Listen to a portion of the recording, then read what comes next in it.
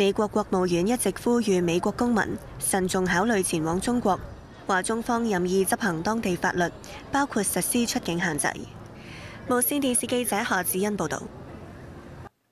澳洲嘅南澳教育廳將會喺所有公立中學推出人工智能教育程式，俾學生喺安全嘅環境之下學習使用生成式 AI 技術。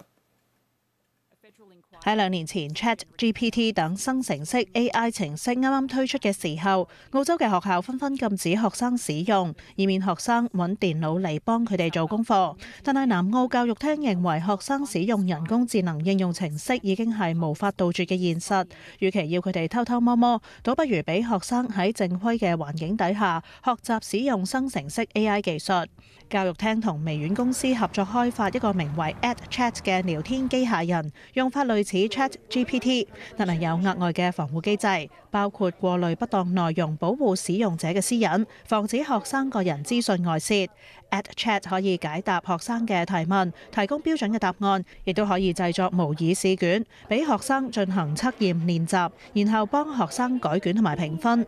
一份老師需要花半個鐘頭批改嘅試卷，EdChat 只係需要52秒就可以完成。教育廳認為運用呢一個教學應用程式，有助學生喺踏入職場之後，能夠更快咁適應喺工作中使用人工智能。無線電視記者陸子琪報導。最新嘅天氣消息，天文台喺夜晚嘅9點20分已經發出1號戒備信號。